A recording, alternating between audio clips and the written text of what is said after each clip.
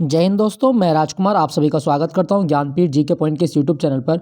दोस्तों आइए आज हम बात करते हैं एसएससी जीडी एग्ज़ाम 17 जनवरी की जो पहली शिफ्ट हुई है उसका एनालिसिस। जीके के जो भी क्वेश्चन पूछे गए हैं उसमें लगभग सारे क्वेश्चन मुझे बच्चों से मिल गए हैं। तो देखते हैं कौन कौन से प्रश्न आज पूछे गए हैं जीडी के सेक्शन में। तो पहले प्रश्न की बात करते हैं। दोस्तों आपसे एक रिक्वेस्ट है, अगर आपने चैनल को अभी तक सब्सक्राइब नहीं किया हो तो प्लीज़ सब्सक्राइब जरूर कर लीजिएगा। और ये बहुत उत्कृष्ट प्रश्न इसमें बहुत उत्कृष्ट प्रश्न इसमें हैं आपके जो पूछे गए हैं। पहला प्रश्न पूछा गया दोस्तों, भारतीय संविधान के अनुसार राज्यपाल पद की न्यूनतम आयु कितनी होनी चाहिए। दोस्तों राज्यपाल पद की न्यूनतम आयु होनी चाहिए आपकी 35 वर्ष। 35 वर्ष राज्यपाल पद की न्यूनतम आयु होनी चाहिए। दोस्तों अगर आपसे पूछा जाए कि राज्यपाल का पद भारत में कहाँ से लिया गया, तो दोस्तों कनाडा के संविधान से राज्यपाल का पद लिया गया है। और अगर आपसे पूछा जाए दोस्तों कि राज्यपाल की नियुक्ति कौन करता है, दोस्तों राज्यपाल की नियुक्ति राष्ट्रपति करता है। राज्यपाल जो होता है वो राज्य का प्रथम नागरिक है। अगर पूछा जाए आपसे कि राज्य का प्रथम नागरिक कौन है, दोस्तों राज्य का प्रथम नागरिक राज्यपाल ही होता है। ये भी आप याद रखिएगा। और दोस्तों आपको याद रखना है कि जो राज्यपाल है, एक राज्यपाल 2 या 2 से अधिक राज्यों का राज्यपाल हो सकता है। तो 7वां संविधान संशोधन अधिनियम हमारे संसद में किया गया 1956 में। इसके तहत एक राज्यपाल 2 या 2 से अधिक राज्यों का राज्यपाल हो सकता है। ठीक है दोस्तों। और भारत में राज्यपाल बनने वाला पहला शख्स कौन था, दोस्तों भारत में सरोजिनी नायडू। सरोजिनी नायडू ये पहली व्यक्ति हैं भारत में जो राज्यपाल बनी, किसी भी राज्य में महिला हो या पुरुष हो वो राज्यपाल बनी थी। और ये यूपी में बनी थी। तो भारत में सबसे पहला राज्यपाल यूपी का बना था और वो है आपकी सरोजिनी नायडू। ये भी आप याद रखिएगा। ठीक है दोस्तों। तो राज्यपाल का पद कनाडा से लिया गया और राज्यपाल की न्यूनतम आयु 35 वर्ष होनी चाहिए। ये भी आप याद रखें। दोस्तों अभी जो राज्यपाल आपको याद रखने, एक तो जो राज्यपाल आपसे पूछा जाए, जैसे पंजाब का कौन राज्यपाल है वो आप याद रख लीजिएगा। और उत्तराखंड के लेफ्टिनेंट गुरमीत सिंह। और जैसे आपके ब्रिगेडियर BD मिश्रा हैं आपके अरुणाचल वाले, तो वो सारे आप याद रखिएगा। चलिए अगले प्रश्न क्या पूछा गया। दोस्तों नेक्स्ट प्रश्न पूछा गया था कि गणेश चतुर्थी का त्यौहार किस माह में मनाया जाता है। दोस्तों गणेश चतुर्थी ये मुख्यतः महाराष्ट्र में होती है, लेकिन अब ये धीरे धीरे पूरे भारत में मनाई जाती है। तो गणेश चतुर्थी का त्यौहार दोस्तों ये अगस्त महीने में आता है, अगर अंग्रेजी कैलेंडर की बात करूँ तो मैं। और ये 11 दिन तक मनाया जाता है। महाराष्ट्र में 11 दिन तक मनाया जाता है गणेश चतुर्थी। तो ये अगर हिंदी कैलेंडर की बात करें तो भाद्रपद मास के शुक्ल पक्ष की चतुर्थी तिथि के दिन हर साल गणेश चतुर्थी मनाई जाती है। दोस्तों गणेश चतुर्थी का मतलब क्या है कि गणेश जी का जन्म हुआ था। भगवान श्री गणेश जी का जन्म जो हुआ वो गणेश चतुर्थी के दिन हुआ था, इसलिए गणेश चतुर्थी मनाई जाती है। दोस्तों भारत में गणेश चतुर्थी का त्यौहार मनाना किसने शुरू किया था, तो दोस्तों एक राष्ट्रवाद की भावना को विकसित करने के लिए, राष्ट्रवाद का उपकरण के रूप में, जो नेशनलिज्म का एक टूल है, इस टूल के रूप में जो इस त्यौहार की शुरुआत की गई वो 1894 में शुरुआत की थी बाल गंगाधर तिलक के द्वारा। दोस्तों बाल गंगाधर तिलक जी ने क्या काम किया कि भारत में राष्ट्रवाद के उपकरण के रूप में गणेश चतुर्थी का त्यौहार और शिवाजी उत्सव मनाना शुरू किया था। और 1894 से इसकी शुरुआत हुई। ये भी आप याद रखना कि गणेश उत्सव और तिलक उत्सव जो गणेश उत्सव और शिवाजी उत्सव जो तिलक जी ने शुरू किए थे, ये कब शुरू किए थे, 1894 में। ये आप याद रखना, बहुत इंपॉर्टेंट है। और दोस्तों 1896 में गणेश चतुर्थी को जो राष्ट्रीय महत्व का त्यौहार है वो डिक्लेयर कर दिया गया था। ये भी आप याद रखिएगा। इसे राष्ट्रीय महत्व का त्यौहार बना दिया गया। तो ये आप याद रखना, पूछा जाए आपके एग्जाम में तो ये पूछा जा सकता है। क्लियर।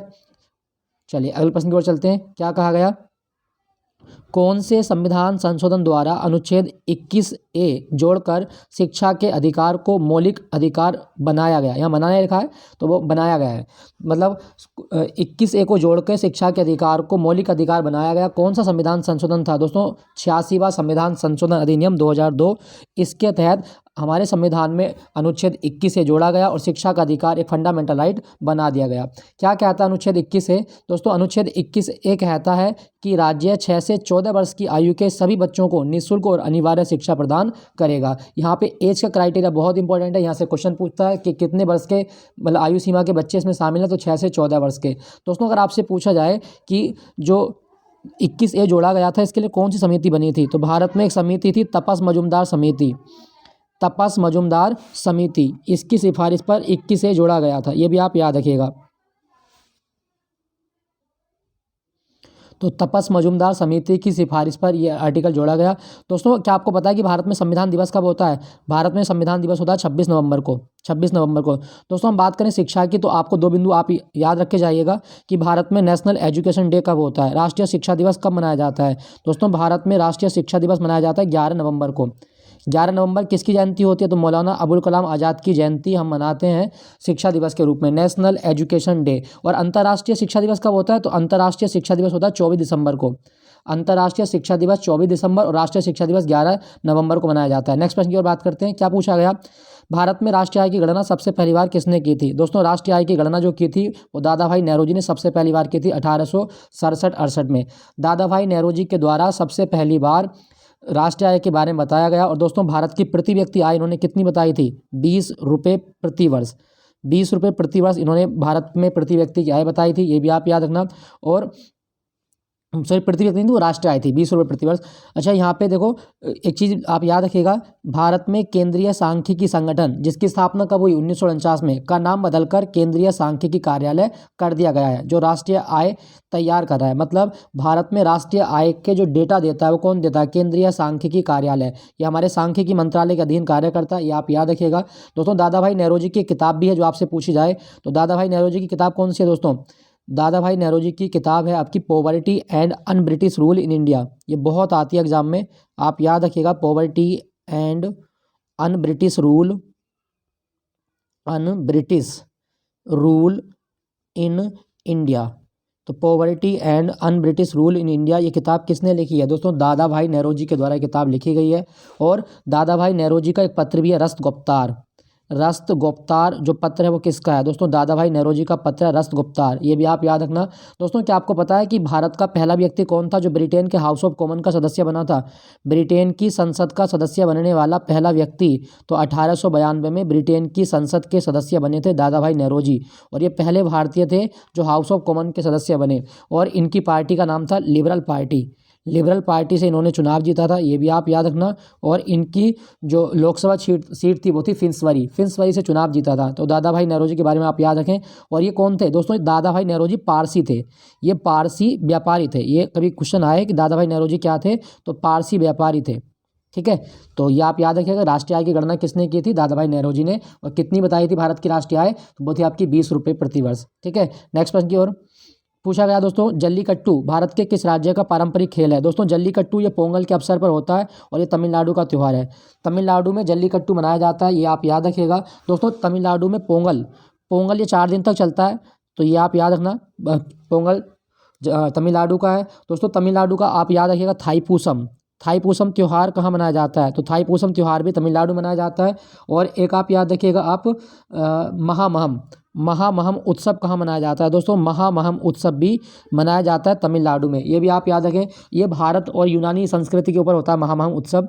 तो ये हो गया आपका 3, थाईपूसम, पोंगल और महामहम। एक और आप याद रखिएगा तमिलनाडु का, और वो है आपका पुथांडु। दोस्तों पुथांडु तमिलनाडु का नया साल कहलाता है। पुथांडु किस राज्य का नया साल है? तो तमिलनाडु का नया साल कहलाता है पुथांडु। और आपको याद रखना है कीर्तिगई दीपम ये किस राज्य का त्यौहार है? दोस्तों कीर्तिगई दीपम ये दीपों का त्यौहार है, तो ये तमिलनाडु में होता है कीर्तिगई दीपम, ये भी आप याद रखें। और तमिलनाडु का एक और नृत्य मतलब जो फेस्टिवल वो आप याद रखना, वो है नाट्यांजलि। ये कहाँ का मतलब त्यौहार है और नृत्य भी है? दोस्तों ये नाट्यांजलि जो है ना भगवान नटराज को समर्पित है। नाट्यांजलि महोत्सव तमिलनाडु में होता है। और दोस्तों तमिलनाडु के मुख्यमंत्री कौन है? एम.के. स्टालिन। तमिलनाडु के मुख्यमंत्री हैं एम.के. स्टालिन। और इनकी पार्टी का नाम क्या है? DMK, दिरबड़ी मुनेत्र कजगम, ये भी आप याद रखना। दोस्तों तमिलनाडु का जो तट है वो क्या कहलाता है? कोरोमंडल का तट। तमिलनाडु का तट कोरोमंडल का तट कहलाता है, ये भी आप याद रखना। और आपको मैं एक चीज़ और बता दूं, जो तमिलनाडु है यहाँ का एक शास्त्रीय नृत्य भी है भरतनाट्यम। दोस्तों भरतनाट्यम को हम क्या बोलते हैं? भरतनाट्यम को सादिर भी कहा जाता है। तो सादिर नृत्य ये किस राज्य से है? तो तमिलनाडु का नृत्य है। और तमिलनाडु का एक नृत्य आप और याद रखना, कुम्मी और करगम, ये बहुत आते हैं एग्जाम में। कुम्मी और करगम दोनों कहाँ के नृत्य हैं? दोस्तों तमिलनाडु के नृत्य हैं कुम्मी और करगम। और तमिलनाडु जो है इसकी राजधानी चेन्नई है, चेन्नई का बीच है मरीना बीच, ये भी आप याद रखना। और दोस्तों तमिलनाडु में एक बांध भी है मेट्टूर बांध, कावेरी नदी पर मेट्टूर बांध है, ये भी आप याद रखें। तो जल्लीकट्टू कहाँ का त्यौहार है? तमिलनाडु का त्यौहार है जल्लीकट्टू। क्लियर हुआ? नेक्स्ट प्रश्न क्या आपका पूछा गया आपसे? नेक्स्ट प्रश्न पूछा गया था दोस्तों, भारत में हरित क्रांति का सर्वाधिक प्रभाव किन फसलों पर पड़ा था? भारत में हरित क्रांति का सर्वाधिक प्रभाव दोस्तों 2 फसलों पे पड़ा, एक गेहूं और एक चावल। दोस्तों मैं बात करूं हरित क्रांति के बारे में, तो भारत में हरित क्रांति शुरू होती है 1966 1966-67 में, ठीक है। भारत में हरित क्रांति जब शुरू हुई तो उस दौरान जो सरकार थी वो थी आपकी इंदिरा गांधी की, मतलब हमारी प्रधानमंत्री कौन थी, इंदिरा गांधी। लेकिन पृष्ठभूमि इसकी तैयार कर ली गई थी लाल बहादुर शास्त्री के टाइम के सरकार में। तो आपको याद रखना कि हरित क्रांति जो है 1966-67 में शुरू हुई, गेहूं और चावल। दोस्तों हरित क्रांति जब शुरू हुई तो मेनली मुख्यतः 3 राज्य थे इसमें, पंजाब, हरियाणा और यूपी। पंजाब, हरियाणा और उत्तर प्रदेश में हरित क्रांति का जो पहला चरण था वो स्टार्ट किया गया, ये भी आप याद रखें। दोस्तों हरित क्रांति का अन्य नाम क्या है, HYBP, HYBP, high yielding variety program, high yielding variety program, ये नाम है हरित क्रांति का, high yielding variety program. Clear हुआ। अच्छा दोस्तों, अगर आपसे पूछा जाए कि जो हरित क्रांति है इसका जनक कौन है भारत में, MS स्वामीनाथन। हरित क्रांति का जनक है MS स्वामीनाथन। और हरित क्रांति को हम दूसरे नाम से क्या बोलते हैं, सदाबहार क्रांति।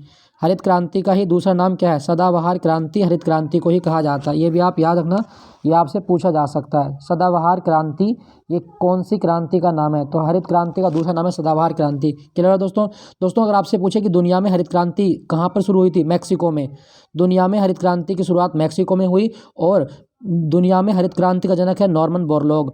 नॉर्मन बोरलॉग अमेरिका के एक कृषि विज्ञानी हैं, ये भी आप याद रखना। और नॉर्मन बोरलॉग को 1970 में शांति का नोबेल मिला था। क्लियर हुआ दोस्तों। दोस्तों यहाँ पे याद रखिएगा सारी बातें जो हरित क्रांति के बारे में बताई गई हैं। दोस्तों हरित क्रांति शब्द किसने दिया था, विलियम गैड ने। हरित क्रांति शब्द किसने दिया, विलियम गैड के द्वारा हरित क्रांति शब्द दिया गया था। दोस्तों आपको लेफ्ट में एक डाक टिकट दिख रहा होगा, ये जो डाक टिकट है ये कोई आम डाक टिकट नहीं है। यहाँ से क्वेश्चन आपके एग्जाम में पूछा जाता है, ठीक है दोस्तों। क्या क्वेश्चन पूछेगा, तो दोस्तों आपसे पूछा जाएगा कि जब हरित क्रांति की शुरुआत हुई तो भारत में डाक टिकट जारी किया गया, और ये डाक टिकट का नाम क्या था, गेहूं उत्पादन में क्रांति। ये आप लिखा हुआ देख सकते होंगे, थोड़ा सा मैं जूम करता हूं। तो अगर आपसे पूछा जाए कि हरित क्रांति की शुरुआत करने के लिए भारत में डाक टिकट जारी हुआ था, ये किस प्रधानमंत्री ने जारी किया था, तो दोस्तों इंदिरा गांधी वो प्रधानमंत्री थीं जिन्होंने हरित क्रांति की औपचारिक शुरुआत करने के लिए भारत में गेहूं क्रांति के नाम से 1968 में, जुलाई 1968 में 17 जुलाई को हुआ था, देखो डेट लिखी हुई है, 17 जुलाई 1968 को क्या करा था, गेहूं क्रांति के नाम से डाक टिकट जारी किया था। और ये बड़ा इंपॉर्टेंट क्वेश्चन है, डायरेक्ट NCERT से उठाया हुआ क्वेश्चन पूछेगा आपसे कि हरित क्रांति पर गेहूं क्रांति के नाम से जो डाक टिकट जारी किया वो कौन से प्रधानमंत्री ने जारी किया था, तो इंदिरा गांधी इसका सही जवाब है। ठीक है दोस्तों, आप याद रखिएगा हरित क्रांति के बारे में सारे तथ्य है। और दोस्तों हरित क्रांति जब भारत में हुई तो गेहूँ के बीज हमने मंगाए थे मैक्सिको से। कहाँ से मंगाए थे, मैक्सिको से। और चावल के बीज कहाँ से आए थे, मनीला से। ये भी आप याद रखिएगा। ठीक है दोस्तों, ये पूछा जाता है आपके एग्जाम में, तो ये आप याद रखें। चावल और गेहूं के लिए सबसे ज़्यादा प्रभाव पड़ा था हरित क्रांति का। नेक्स्ट आपका आवर्त सारणी में मैग्नीशियम का संकेत क्या है। दोस्तों आवर्त सारणी में मैग्नीशियम 12वें नंबर पे होता है और इसका संकेत होता है Mg। आवर्त सारणी में जो मैग्नीशियम का संकेत है वो Mg होता है। दोस्तों क्या आपको पता है कि क्लोरोफिल में कौन सी धातु होती है, क्लोरोफिल के केंद्र में जो धातु पाई जाती है वो मैग्नीशियम होती है। ये भी आप याद रखना। दोस्तों एक चीज़ मैं आपको और बता दूं, आपने नमक देखी होगी, नमक अक्सर गर्मियों में सील जाती है, क्या कारण है, तो उसमें मैग्नीशियम क्लोराइड की अशुद्धि होती है। नमक में सीलन आने का कारण है मैग्नीशियम क्लोराइड की अशुद्धि। और आपको एक चीज़ और बता देता हूँ दोस्तों, milk of magnesia, milk of magnesia क्या होता है, दोस्तों आप याद रखिएगा, मिल्क ऑफ मैग्नीशिया जो होता है वो मैग्नीशियम हाइड्रॉक्साइड होता है। मिल्क ऑफ मैग्नीशिया, ये पूछ लेता है एग्जाम में कि मिल्क ऑफ मैग्नीशिया क्या है, दोस्तों मैग्नीशियम हाइड्रॉक्साइड को मिल्क ऑफ मैग्नीशिया कहा जाता है। क्लियर है दोस्तों, ये आप याद रखिएगा, मिल्क ऑफ मैग्नीशिया MgOH का हॉल्टवाइज होता है। दोस्तों आपको एक चीज़ याद रखना कि मैग्नीशियम कैसी धातु है, तो ये एल्कलाइन होती है आपकी, कैसी होती है, क्षारीय धातु होती है। ठीक है, क्षारीय मृदा धातु है, तो ये आप याद रखना, इसका संकेत होता है Mg। नेक्स्ट प्रश्न क्या पूछा गया, विश्व का कौन सा महासागर S अक्षर के आकार का है। दोस्तों विश्व का कौन सा महासागर है, तो वह आपका अटलांटिक महासागर। अटलांटिक महासागर, यहाँ पे आप एक स्लाइड देख सकते हैं दोस्तों, इसका आकार कुछ इस तरह से बनता है, ये इस तरह से बन रहा है, तो ये S आकार का है। ठीक है, यहाँ से देखते हैं आप, इस तरह से S बन रहा है।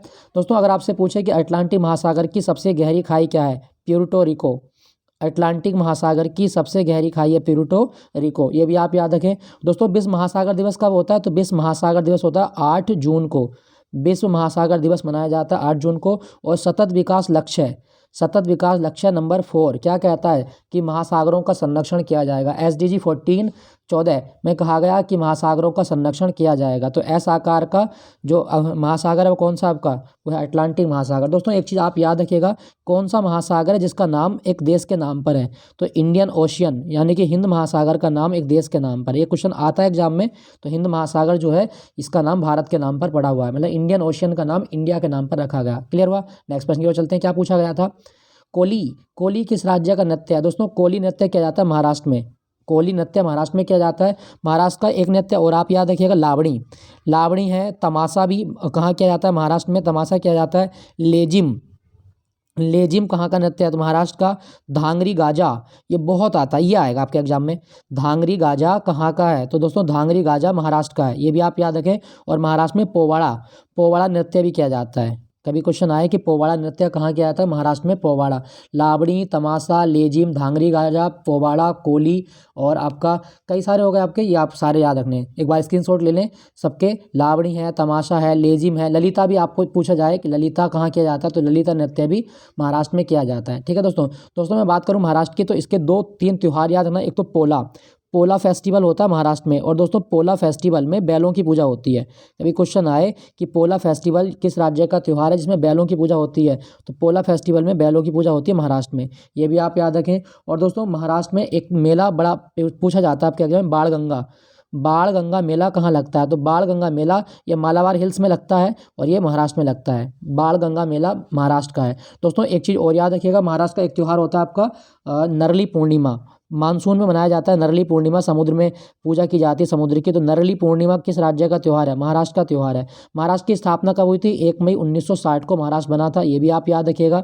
और दोस्तों महाराष्ट्र का नया साल क्या है, महाराष्ट्र का नया साल है गुड़ी पड़वा, महाराष्ट्र का नया साल कहलाता है गुड़ी पड़वा, पूछा जाता है। महाराष्ट्र का मुख्यमंत्री कौन है, एकनाथ शिंदे। और दोस्तों भारत में सबसे ज़्यादा चीनी कौन से राज्य में होती है, महाराष्ट्र में होती है, ये भी आप याद रखना। महाराष्ट्र की राजधानी क्या है दोस्तों, मुंबई है, मुंबई। और मुंबई दोस्तों ये सालसेट द्वीप पर स्थित है, अरब सागर में सालसेट द्वीप है और उस पर स्थित है मुंबई। दोस्तों क्या आपको पता है कि जो महाराष्ट्र है यहाँ पे एक झील भी है, लोनार झील, और लोनार झील उल्कापिंड के गिरने से बनी है। तो भारत की कौन सी झील है जो उल्कापिंड के गिरने से बनी, लोनार झील, ये महाराष्ट्र में है। क्लियर हुआ। तो ये सारे चीज़ें आपको याद रखनी है। महाराष्ट्र का नृत्य है कोली नृत्य, ये भी आपको याद रखना है। नेक्स्ट प्रश्न क्या पूछा गया दोस्तों, भारत में मनरेगा योजना कौन सा मंत्रालय क्रियान्वित करता है, तो दोस्तों मनरेगा योजना इसको चलाता है भारत का ग्रामीण विकास मंत्रालय, ये भी आप याद रखें। और मनरेगा की full form Mahatma Gandhi national rural employment guarantee act, ये आप याद रखिएगा दोस्तों, ये पूछा जाता है आपसे। और मनरेगा अधिनियम कब आया था, 2005 में, 2005 में मनरेगा अधिनियम लाया गया। 2 फरवरी 2006 को मनरेगा को लागू कर दिया गया था। मनरेगा के तहत कम से कम कितने दिन का काम मिलता है, 100 दिन का काम दिया जाता है। दोस्तों 2009 में 2 अक्टूबर को इसके नाम के आगे महात्मा गांधी शब्द जोड़ दिया गया था। तो भारत का ग्रामीण विकास मंत्रालय इस योजना का संचालन करता है, याद रखिएगा। दोस्तों क्या आपको पता है कि भारत में राष्ट्रीय ग्रामीण विकास संस्थान कहाँ पर है, राष्ट्रीय ग्रामीण विकास संस्थान कहाँ पर है, तो आपका जवाब होगा हैदराबाद में। भारत में राष्ट्रीय ग्रामीण विकास संस्थान हैदराबाद में, ये आप याद रखना, पूछ लेता है आपके एग्जाम में, तो ये हैदराबाद में। क्लियर हुआ दोस्तों। चलिए और कौन सा प्रश्न पूछा गया दोस्तों, प्रश्न पूछा गया था जीडीपी का आकलन करना किस क्षेत्र से संबंधित है। दोस्तों जीडीपी का आकलन करना होता है आर्थिक क्षेत्र से संबंधित, आर्थिक क्षेत्र। जीडीपी एक वर्ष में एक राष्ट्र की सीमा के भीतर सभी वस्तुओं और सेवाओं का बाजार मूल्य है। तो ये आप याद रखना, एक वर्ष में सभी वस्तु और सेवाओं का बाजारी मूल्य क्या है, वो जीडीपी होता है। दोस्तों अगर हम आपसे पूछे कि भारत में जीडीपी के आंकड़े कौन जारी करता है, तो भारत के सांख्यिकी मंत्रालय के अधीन केंद्रीय सांख्यिकी कार्यालय जीडी से संबंधित आंकड़े जारी करता है। ये आप याद रखना, जीडीपी से संबंधित सारे आंकड़े सीएसओ जारी करता है। ठीक है। नेक्स्ट कौन सा प्रश्न पूछा गया दोस्तों, प्रश्न पूछा गया था आपसे वॉलीबॉल की एक टीम में कितने, दोस्तों वॉलीबॉल की एक टीम में कितने खिलाड़ी होते हैं, ये प्रश्न पूछा गया तो 6 खिलाड़ी होते हैं। दोस्तों अगर आपसे पूछा जाए कि वॉलीबॉल को सबसे पहली बार ओलंपिक में कब शामिल किया गया था, 1964 में टोक्यो ओलंपिक में वॉलीबॉल को ओलंपिक का हिस्सा बनाया गया था, ये आप याद रखिएगा दोस्तों। अगर दोस्तों आपसे पूछा जाए जो वॉलीबॉल होती है इसका जनक कौन है, तो दोस्तों वॉलीबॉल का जनक माना गया, जनक है इसका जी मॉर्गन को वॉलीबॉल का जनक माना जाता है। ये आप याद ना पूछ सकता है आपके एग्जाम में। दोस्तों क्या आपको पता है कि वॉलीबॉल में जो बॉल होती है उसका वजन कितना होता है? तो वॉलीबॉल की वजन जो गेंद होती है उसका वजन 260 ग्राम से लेकर 290 ग्राम तक होता है।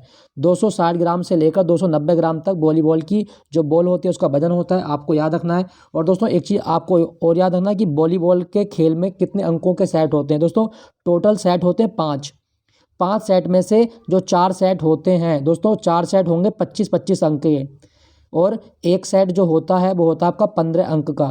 तो लास्ट वाला सेट 15 अंक का होता है, बाकी 4 सेट 25-25 अंक के होते हैं। टोटल सेट होते हैं आपके 5, ये आप याद रखिएगा। दोस्तों अगर आपसे पूछा जाए जो वॉलीबॉल है इसका कोर्ट जो होता है उसका आकार कितना होता है? दोस्तों कोर्ट की लंबाई होती है 18 मीटर और चौड़ाई कितनी होती है? चौड़ाई होती है 9 मीटर। 18 मीटर लंबाई, चौड़ाई 9 मीटर। दोस्तों अगर आपसे पूछे कि पोलो के खेल में कितने खिलाड़ी होते हैं? दोस्तों पोलो के खेल में होते हैं 4। कबड्डी में कितने होते हैं? दोस्तों कबड्डी में होते हैं आपके 7। कबड्डी में खिलाड़ियों की संख्या 7 होती है। खो खो में कितने होते हैं? दोस्तों खो खो में जो खिलाड़ी मैदान में उतरते हैं उनकी संख्या होती है 9, लेकिन टोटल 12 होते हैं उसमें। अगर आपसे पूछे जो बास्केटबॉल है, दोस्तों बास्केटबॉल में होते हैं 5। बास्केटबॉल में खिलाड़ियों की संख्या 5 होती है, ये भी आप याद रखिएगा, 5। चलो कमेंट में लिख के आप बताइएगा जिम्नास्टिक में कितने खिलाड़ी होते हैं? जिम्नास्टिक की एक टीम में कितने खिलाड़ी हैं आप मुझे कमेंट में लिख के बताइएगा। ठीक है दोस्तों, ये सारी चीज़ें। हाँ 2-3 चीज़ें आपको और याद रखनी है। एक तो हॉकी, दोस्तों हॉकी के मैच की अवधि कितनी होती है? 60 मिनट। हॉकी के मैच की अवधि 60 मिनट। और फुटबॉल के मैच की अवधि आपसे पूछा जाए दोस्तों, फुटबॉल की होती है 90 मिनट। फुटबॉल का मैच 90 मिनट में होता है, ये आप याद रखिएगा। ये मैच की अवधि है आपकी, एक्स्ट्रा टाइम नहीं है। 60 मिनट में हॉकी और 90 मिनट में आपका फुटबॉल, ये आप याद रखिएगा। तो वॉलीबॉल की एक टीम में 6 खिलाड़ी होते हैं, क्वेश्चन पूछा गया था। भारत के विदेश सचिव कौन बने हैं? दोस्तों विनय मोहन क्वात्रा। भारत के विदेश सचिव बने हैं विनय मोहन क्वात्रा, याद रखिएगा। और भारत की यूएनओ में मतलब स्थायी प्रतिनिधि कौन है? रुचिरा कंबोज। यूएनओ में स्थायी प्रतिनिधि कौन बनी है? रुचिरा कंबोज बनी है, ये भी आप याद रखिएगा, पूछा जा सकता है। ठीक है दोस्तों, डीआरडीओ का अध्यक्ष कौन बना? समीर कामत। नेक्स्ट प्रश्न पूछा गया दोस्तों, दक्षिण एशिया का सबसे बड़ा सिनेमा बाजार का उद्घाटन नवंबर 2022 में किस मंत्री ने किया है? दोस्तों नवंबर 2022 में गोवा में अनुराग ठाकुर ने दक्षिण एशिया का सबसे बड़ा सिनेमा बाजार है उसका उद्घाटन किया है, गोवा में हुआ था, याद रखिएगा। नेक्स्ट प्रश्न पूछा गया दोस्तों, अंतिम मुगल सम्राट बहादुर शाह को एक विद्रोह के डर से डैश के लिए निर्वासित किया गया था? दोस्तों एक अंग्रेजों ने विद्रोह के डर से जो इनको निर्वासित किया वो क्या था? रंगून, बर्मा में, ये भी आप याद रखना। दोस्तों आपको एक चीज़ याद रखनी है कि 11 मई 1857 को सैनिकों ने दिल्ली पर कब्जा कर लिया और बहादुर शाह जफर को अपना नेता घोषित किया और उन्हें शहंशाह हिंदुस्तान का नाम दिया गया। मतलब 1857 की क्रांति के समय भारत का बादशाह कौन था? बहादुर शाह जफर। और बहादुर शाह जफर किसका पुत्र है? अकबर द्वितीय का। अकबर सेकंड का बेटा है बहादुर शाह जफर। इसे शाह ए वैखबर भी कहा गया है, ये भी आप याद रखिएगा। और दोस्तों रंगून की जेल में ही 1862 में बहादुर शाह की मृत्यु हो जाती है, ये भी आप याद रखना। अच्छा, बहादुर शाह की बेगम कौन थी जो उनके साथ गई थी? जीनत महल। बहादुर शाह की पत्नी थी जीनत महल, जिसे अंग्रेजों ने निर्वासित करके कहाँ भेज दिया था? रंगून भेज दिया था। और 1862 में बहादुर शाह की डेथ हो जाती है रंगून में ही, रंगून बर्मा में, म्यांमार में। ठीक है दोस्तों, तो ये आप याद रखिएगा। अंतिम मुगल सम्राट जो था वो बहादुर शाह जफर था, जिसको क्या कर लिया गया था।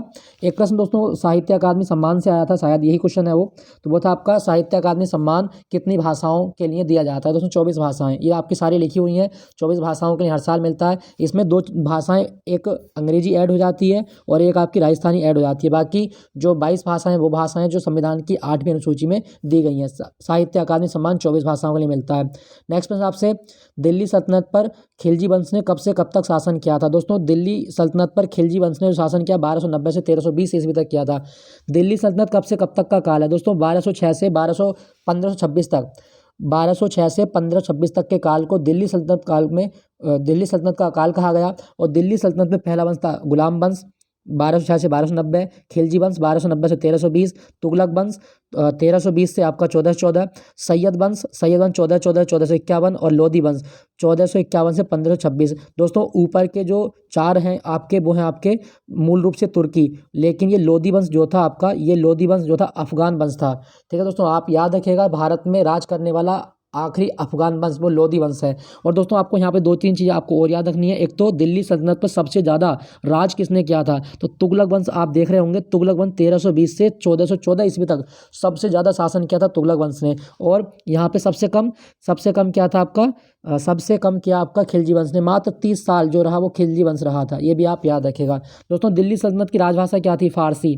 दिल्ली सल्तनत की राजभाषा थी फारसी, तो ये भी आप याद रखिएगा। और दिल्ली सल्तनत का संस्थापक कौन है, कुतुबुद्दीन ऐबक। कुतुबुद्दीन ऐबक को दिल्ली सल्तनत का संस्थापक माना गया है। ठीक है दोस्तों, लेकिन वास्तविक संस्थापक पूछे आपसे, तो दोस्तों वास्तविक संस्थापक है आपका इल्तुतमिश। दिल्ली सल्तनत का वास्तविक संस्थापक था इल्तुतमिश, ये भी आपको याद रखना, आपसे पूछा जा सकता है। क्लियर हो दोस्तों। तो दोस्तों ये सारे प्रश्न आज के पेपर में पहली शिफ्ट में पूछे गए हैं। आई होप कि ये सेशन आपको अच्छा लगा होगा। अच्छा लगे तो आप एक सब्सक्राइब तो फिर बनता है, तो सब्सक्राइब जरूर कर दीजिएगा और चैनल को लाइक सब्सक्राइब अपने दोस्तों के साथ में शेयर कर सकते हैं। जल्दी मिलूंगा अगले एनालिसिस के साथ। Thank you for watching Gyanpeeth ji के पॉइंट।